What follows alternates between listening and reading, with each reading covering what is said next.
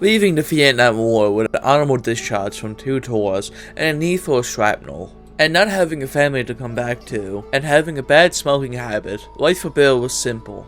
Going to his dead-end job and enjoying the little things, but something is missing for this veteran. An enemy to fight. At Mercy Hospital, Bill is there for his knee injury. As Bill was going to leave by elevator, he runs into 4 staff members of Mercy Hospital, mumbling to themselves about a heist.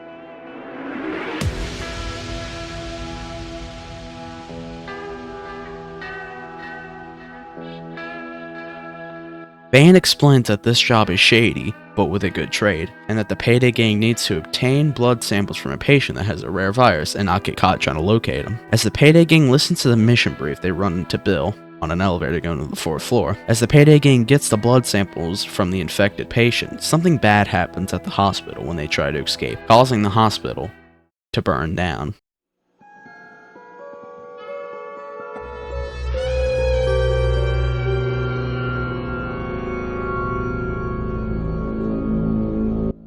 At a veterans hospital, Bill is there for a knee operation. Soon as he gets put under anesthesia, a nurse turns into an infected, taking the lives of the staff in the surgery room. A dazed Bill fights off the infected nurse, making her disabled. Knowing something wasn't right about the day, finding his trail to fight with a bonesaw knife in hand, he pushes to get back home. He finds out that there is a deadly horde of infected and panicked survivors outside. Bill fights through hell to get back his old military antiques. M16 in hand and a cigarette in his mouth, ready for his new war, an enemy to fight.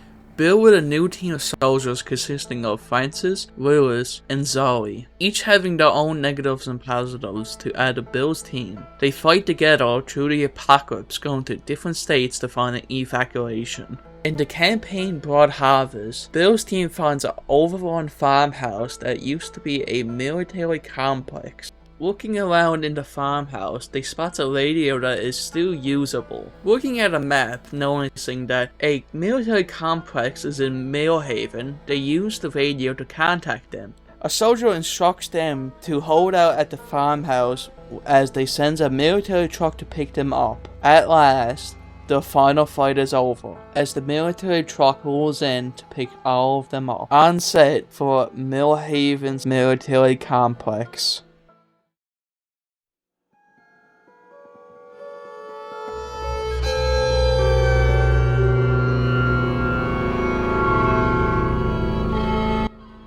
At Millhaven's military complex, Bill's team gets split up. Bill gets put in a room with Sully, and as the doctor explains to them that they are infected, but not in the way that you think. The type of infection that Bill's team has, they can infect others, but they can't get infected themselves. And for the military's eyes, the protocol for a carrier infected is to execute them. As a loud alarm starts to play for the soldiers to come execute Bill's team, it attracts a different kind of army. As Bill and Zoe fight to find Francis and Lewis, in the troubles of fighting the infected and soldiers, Bill's team finds a walking train that is used to leave Millhaven, hopeless and nowhere else to go. Bill has a different idea for his team.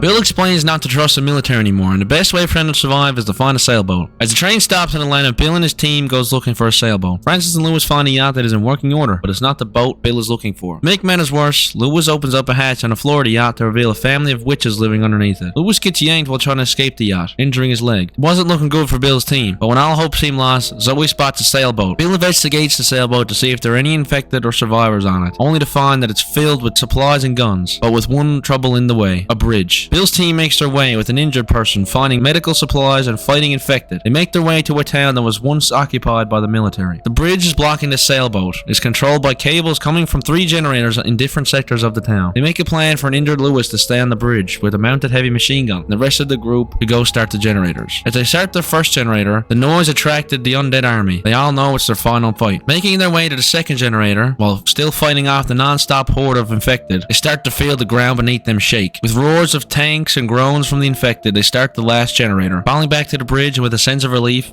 Lewis starts rising the bridge, but it stops halfway. Puzzled, the survivors find that the infected horde is coming close. With the challenge of finding out what stopped the bridge, Bill jumps off, and he figures out that the last generator stopped working. He tells his team to cover him as he makes his way to restart the generator. With one last honorable act to save his soldiers and his team, he gets overrun with tanks with a cigarette in his mouth. This was his final fight, but not for long.